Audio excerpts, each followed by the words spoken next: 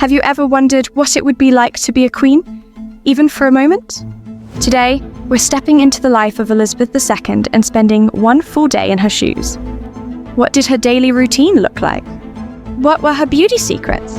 And what was her favourite food? Everything you've ever wondered about royal life is coming up in this video. Welcome back to Female Tales. I'm Yulia, and together on this channel, we explore the stories of remarkable women from history. If history speaks to you, like the video, join our community, and let's head straight into the depths of the past. Big Ben strikes 7:30 a.m., which means it's time for the royal wake-up. If you thought being a queen meant doing whatever you wanted and waking up whenever you pleased, I'm afraid I have to disappoint you. Elizabeth II was famously known for her strict discipline. As a maid swiftly pulls back the heavy velvet curtains, light floods the bedroom, revealing its pale green interior, the Queen's favourite colour.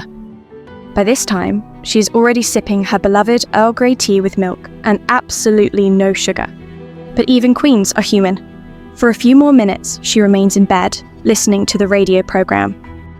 Meanwhile, the bath is already being prepared for her. Not with rose petals or milk, but with exactly 18 centimetres of water, because that's precisely how much Elizabeth always insisted on. After the bath, it's time for beauty rituals. And yes, the Queen definitely had them.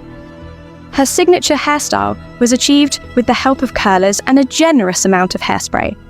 She preferred to have her hair professionally set once a week, and on other mornings it was simply refreshed and adjusted. She didn't care for heavy makeup. Most of the time, the only real accent was her lips. For decades, she used lipstick by Elizabeth Arden, and she also chose creams from the same brand for skincare. Much of the Queen's appearance was dictated by royal protocol. For example, she never wore brightly coloured nail polish, and to this day, women of the royal family are expected to follow the same rule. Instead, throughout her life, she wore just one single shade, which I'm sure you know, Essie in ballet slippers. When it came to fragrance, the Queen favoured Florie London White Rose, and according to reports, she also loved Guerlain's Le Heure Bleu. So next time you're in a perfume shop, be sure to give them a try. Who knows, you might decide you'd like to smell a little more royal yourself. After taking a bath, the Queen would get dressed with the help of a maid, choosing one of the outfits prepared for her. And most likely, this wouldn't be the only look she wore that day.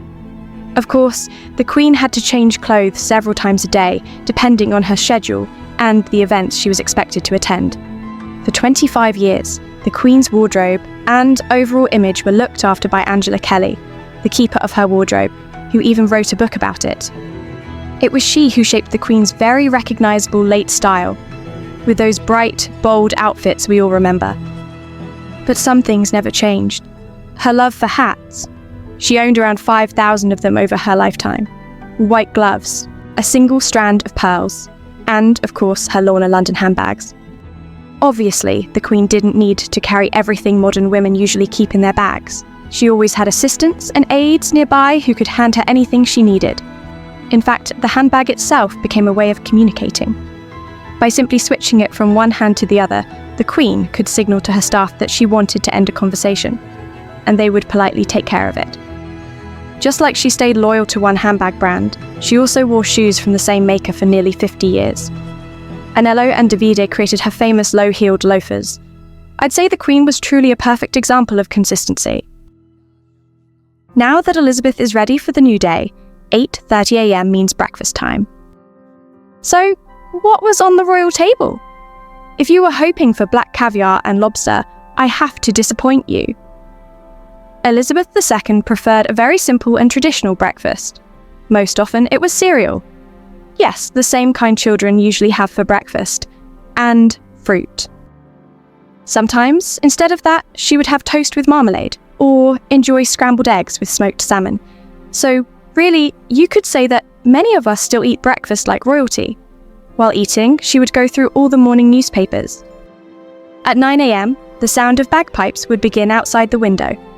This morning tradition for the royal family was introduced by Queen Victoria back in 1843. Once, she visited a marquee with her husband, and he had his own personal bagpiper. The Queen liked it so much that she decided she wanted to hear bagpipes every morning. And ever since then, every day at 9 a.m, a bagpiper plays for the monarch for 15 minutes. Elizabeth II truly loved this tradition, and how symbolic it is that, many years later, we said goodbye to her to the sound of her beloved bagpipes. Now it's time for work. And if you thought royal work was just waving at people and wearing a crown, you're wrong. Honestly, I swear I really thought that as a child. Every day, the Queen spent 2 hours working in her sitting room. The first thing she did was go through her famous red dispatch box filled with official government documents. These were papers she had to read, approve, and sign every single day. You might be wondering, why was the box red? Why not green or blue?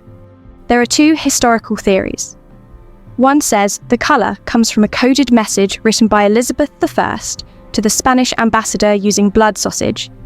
The other links it to Prince Albert, who favoured red, a colour featured in his family's coat of arms. The Queen worked through these documents every day of the year. The only exceptions were Christmas and Easter. "If I missed one once, I would never get it straight again," she once told a friend. She even developed her own speed reading method, allowing her to get through huge numbers of pages quickly. And by the way, do you know how to write with a fountain pen? If not, you would have had to learn, because that's exactly how Elizabeth II signed her documents. On her desk, there were 2 inkstands, one with black ink for official documents, and another with green ink for personal letters. Every day, Elizabeth received between 200 and 300 letters from the public. Of course, she couldn't reply to all of them herself. Sometimes she did write a personal response, but most of the time, replies were handled by her private secretary's staff or her ladies-in-waiting. After finishing her official correspondence, it was time for Her Majesty's meetings. Starting at 11 a.m, the Queen held 20-minute one-on-one meetings in the audience chamber with guests such as foreign ambassadors, high commissioners, and newly appointed British diplomats. Now, you might be thinking, and what about the Prime Minister, like we see in The Crown? In reality, those meetings usually took place on Wednesday evenings, around 6:30 p.m. Just imagine this. During her reign, Elizabeth II worked with 15 Prime Ministers of the United Kingdom, starting with Winston Churchill in 1952. At 1 p.m, according to the royal schedule, it was time for lunch. Elizabeth preferred to eat lunch alone, or in the company of family members or one of her ladies-in-waiting. So, what was on the menu? According to a tradition introduced back in the time of Queen Victoria's chef, 3 menu options were prepared every day, and all of them were written in French. Thankfully, Elizabeth spoke French fluently. One does wonder what other family members did if they didn't. If, as we've already learned, the royal breakfast was very simple, you might expect lunch to be something far more luxurious. I'm afraid I have to disappoint you. It wasn't. The Queen preferred simple food, fish with vegetables, or roasted chicken with salad. In any case, she tried to avoid foods high in starch. She wasn't particularly fond of soups or spicy dishes, but she did enjoy treating herself at lunchtime to a gin and Dubonnet cocktail. After lunch, the Queen usually spent her free time with her beloved corgis.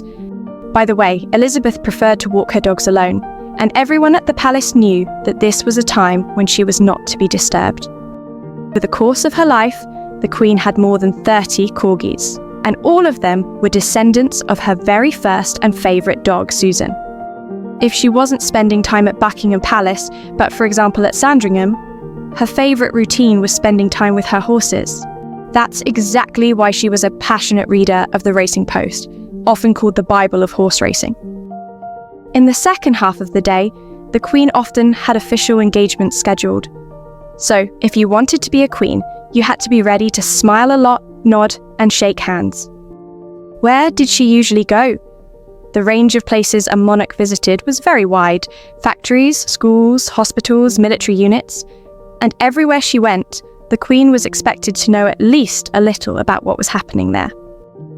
That's why her private secretary would prepare her in advance, giving her background on the event and its context. And if a speech was required, it was always carefully worked on ahead of time, together with her secretary.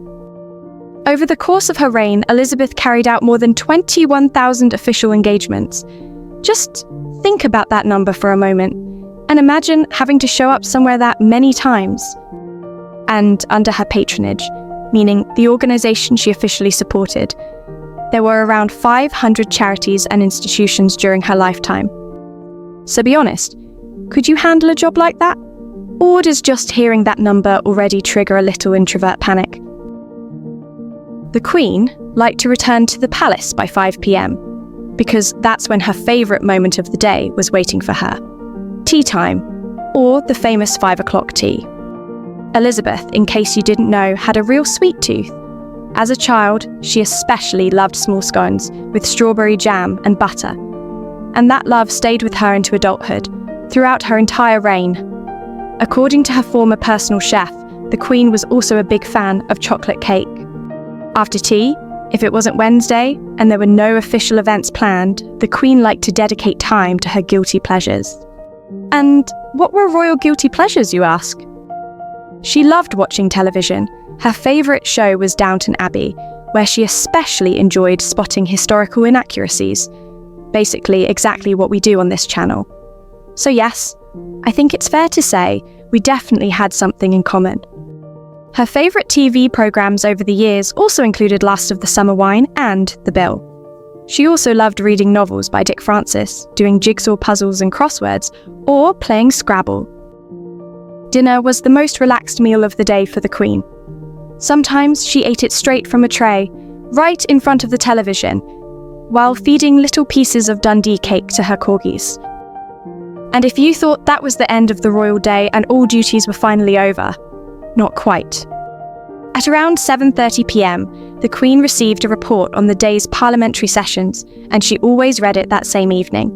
You could say she took work home with her, even after hours. Once all royal business was truly finished, she could allow herself a small martini. Although, at the age of 95, she had to give up this little tradition on doctor's orders. The last important part of the Queen's routine was making an entry in her daily diary, a tradition followed by many monarchs. As a rule, royal diaries only become public 100 years after a monarch's death, so it looks like we'll have to make it all the way to 2122 to finally read the diary of Elizabeth II. It's 11 p.m, which means it's time to head to the royal bedroom. This was when the Queen usually went to sleep. And honestly, no surprise there. Tomorrow meant another early wake-up and the same routine all over again. Just as Elizabeth lived each of her days with discipline and a strong sense of duty, she lived her entire life the same way, fulfilling her promise to dedicate it to the service of her country. So tell me, could you live at this pace for 70 years? Because that's exactly how long Elizabeth II reigned, becoming the longest-serving monarch in British history. Or would you rather choose a simpler life, without crowds of servants and endless royal engagements? Share your thoughts in the comments, and I'll see you in the next video.